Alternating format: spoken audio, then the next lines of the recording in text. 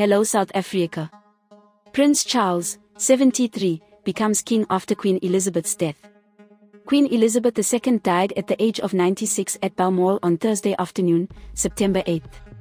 Her eldest son, the former Prince of Wales, replaces her as the head of state.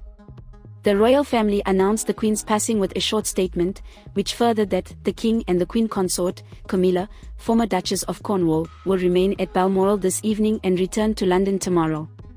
The royal family issued another statement on behalf of King Charles III, which read, "The death of my beloved mother, Her Majesty the Queen, is a moment of the greatest sadness for me and all members of my family. We mourn profoundly the passing of a cherished sovereign and a much-loved mother. I know her loss will be deeply felt throughout the country, the realms and the Commonwealth and by countless people around the world. During this period of mourning and change, my family and I will be comforted and sustained by our knowledge of the respect and deep affection in which the Queen was so widely held."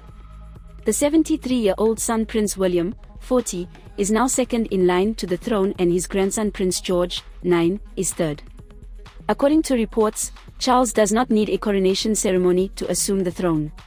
He also inherited Queen Elizabeth's titles as Defender of the Faith and Supreme Governor of the Church of England, and he is also the head of 14 Commonwealth countries.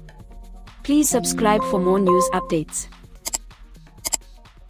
This is Leah for the South African.